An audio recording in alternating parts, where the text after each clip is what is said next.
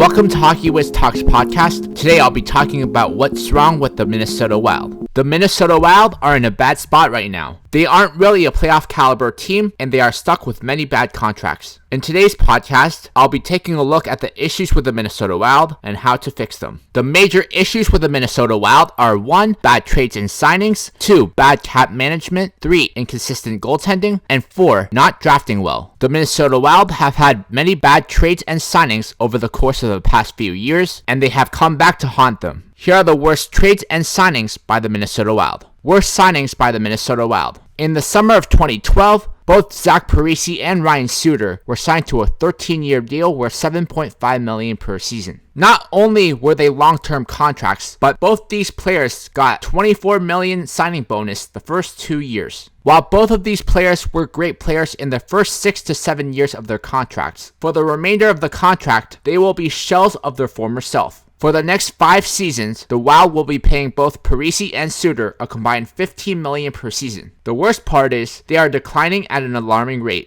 During the 2013-14 season, Jason Pominville was re-signed to a 5-year deal worth $5.6 million per season. The contract would begin during the 2014-15 season. The first year of the contract, Pominville was worth the money, but in the 15-16 season, his production dropped off a cliff. Pominville would have one more subpar season in Minnesota before he was dealt back to Buffalo. In the 2014 offseason, Thomas Vanek was signed to a 3-year deal worth $6.5 million per season. This is one of those free agent signings that didn't make sense to begin with, and as a result, it crashed and burned. Vanek didn't live up to the expectations of the contract, and eventually was dealt to the Detroit Red Wings in the 2016 offseason. During the 2019-20 season, Jared Spurgeon was re-signed to a 7-year deal worth $7.57 million per season. Jared Spurgeon is a good defenseman, but he's not worth this contract. There is a chance that this will turn into a terrible signing for the Wild because Spurgeon is an offensive defenseman, and once his production dips, he will not be able to stay in the lineup because he is 5'6". Worst trades by the Minnesota Wild. Trading Nick Leddy and Kim Johnson to the Chicago Blackhawks for Cam Barker was the worst trade in the decade by the Minnesota Wild. Barker only played 52 games for the Minnesota Wild and was out of the league in 2 years. Nick Leddy went on to be part of 2 Stanley Cup teams with the Chicago Blackhawks and is now a top pair defenseman with the New York Islanders. Trading Brent Burns and a second-round pick in 2012 to the Chicago Blackhawks for Charlie Coyle, Devin Setoguchi, and a first-round pick in 2011 used to select Zach Phillips. Charlie Coyle and Devin Setoguchi were massive disappointments, and Zach Phillips never amounted to anything as a first-round pick, while Brent Burns turned into a superstar defenseman with the San Jose Sharks.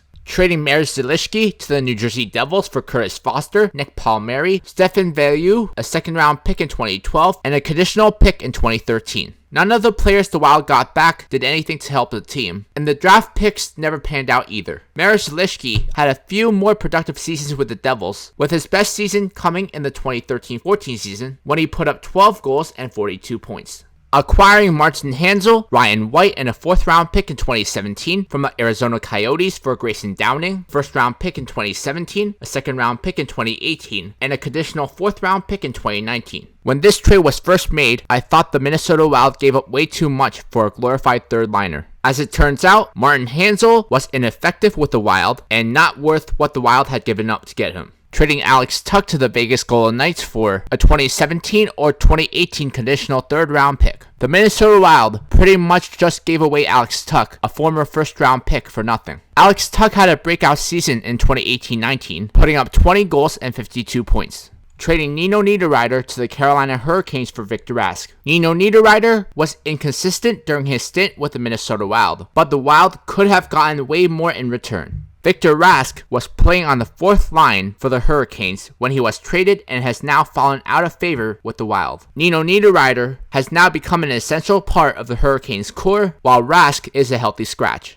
Trading Charlie Coyle to the Boston Bruins for Ryan Donato and a 5th-round pick in 2019. Charlie Coyle certainly didn't live up to his expectations with the Minnesota Wild, but they could have gotten way more for him. Ryan Donato is a third liner at best, and the 5th round pick isn't likely to be anything. Since getting traded to Boston, Coyle has revived his career and is excelling in the Bruins system. These bad trades and signings will certainly create problems for the Minnesota Wild down the road. And now a word from our sponsor. Check out my hockey blog at hockeywiztalkshockey.blogspot.com. Also visit my Facebook page, Mr. HockeyWiz777, and my Instagram, Mr. HockeyWiz77. Another major issue the Minnesota Wild have is their cap management. The Minnesota Wild have $15 million tied up on Zach Parise and Ryan Suter, $13.57 million tied up on Matt Dumba and Jared Spurgeon, and Matt Zuccarello makes $6 million per season. The 5 players make a combined $34.57 million per season. Victor Rask, Jonas Brodin, and Devan Dubnyk make a combined $12.43 million per season, which means 8 players take up $47 million of their cap. Kevin Fiala, Eric Stahl, Marcus Foligno, and Greg Pateryn make a combined $11.38 million per season. So 12 players on the roster take up $58.38 million of their cap.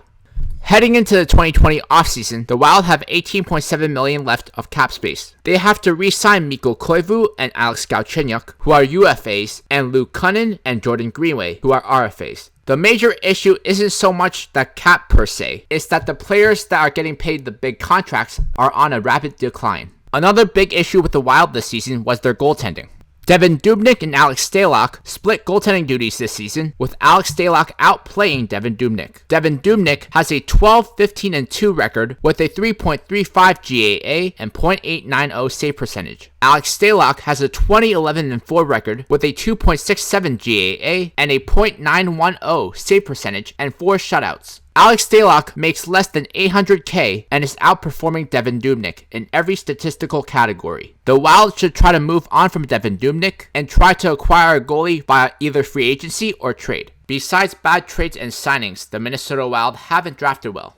Here are the draft results from 2010 to 2016. In 2010, the Wild selected Mikael Granlund with the 10th pick over Vladimir Tarasenko, Brett Pulmer with the 39th pick over Tyler Toffoli, and Jason Zucker with the 59th pick. In 2011, the Wild selected Jonas Brodin with the 10th pick over Rickard Rakell, and Mario Lucia with the 60th pick over Vincent Trocheck. In 2012, the Wild selected Matt Dumba with the 7th pick. In 2013, the Wild selected Gustav Olofsson with the 46th pick over Jake Gunsel. In 2014, the Wild selected Alex Tuch with the 18th pick over David Pastrnak. In 2015, the Wild selected Joel Eriksson Ek with the 20th pick over Travis Konecny, and Jordan Greenway with the 50th pick over Vince Dunn. In 2016, the Wild selected Luke Kunin with the 15th pick. If the Wild draft well, they don't have to go out and overpay washed-up free agents and be stuck with their bad contracts. And now, a word from our sponsor. Check out my other podcasts on SoundCloud.com/MrHockeyWiz777. In order to fix the Minnesota Wild, we need to go back in time and undo a few of the bad signings and trades. Zach Parise and Ryan Suter can still be signed, but shorten the deal to 8 years rather than 13. If the deal is for 8 years, the cap should be around $8.5 million per season for each player. Even though the cap hit is higher, it would leave the Wild in a better situation than they are in right now, because the Parise and Suter deals would be expired at the end of the 2020 season. The Wild do not sign Thomas Vanek in free agency. They also don't re-sign Jason Pominville in 2014. The Wild don't trade for Cam Barker, so they keep Nick Leddy on the team for now. The Minnesota Wild wait until the 2012 draft to trade Brent Burns, where he is dealt to the New York Islanders for a first-round pick in 2012, used to select Morgan Riley, Kyle Oposo, and Michael Grabner.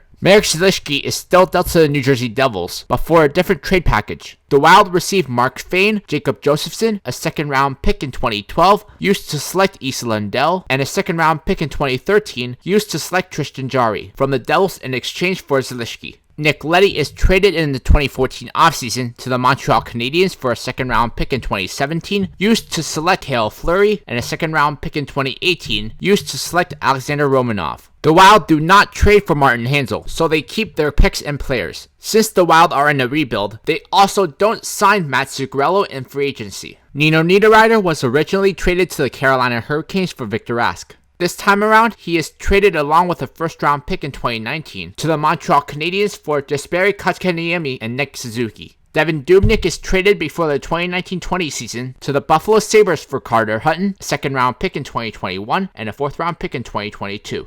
Because the Wild have signed Parise and Suter to an 8-year deal rather than a 13-year deal, they only have 1 year left on their contracts, so it will be much easier to trade them. Zach Parise is traded to the Colorado Avalanche for Andre Burakovsky, Shane Bowers, and a second-round pick in 2020, with the Wild retaining $1 million of Parise's contract. The second-round pick will become a first-round pick if Colorado wins the Stanley Cup. Ryan Suter is traded to the Columbus Blue Jackets for Oliver Bjorkstrand, Sonny Milano, Vladislav Gavrikov, and a first-round pick in 2021. The Wild retain $1 million of Suter's contract.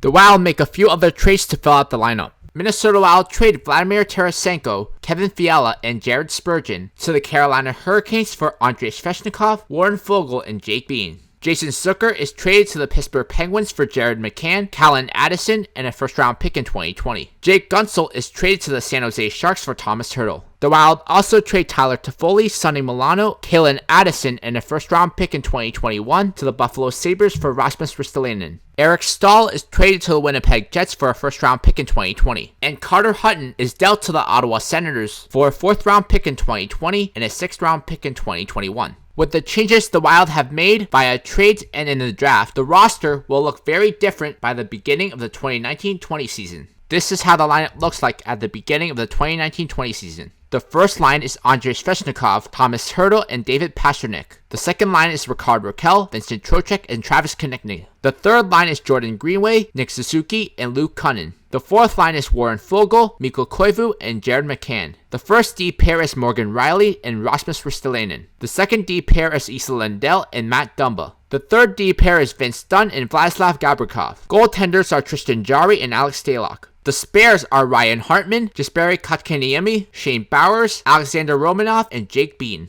This team is loaded with talent and is very deep. The only concern right now is goaltending, which would be addressed after the 2019-20 season because the Wild want to get a lottery pick in the 2020 draft. It would take about 2 to 3 years, but at that point, the Minnesota Wild would have assembled a Stanley Cup contending team. On my next podcast, I'll be talking about what is wrong with the Detroit Red Wings.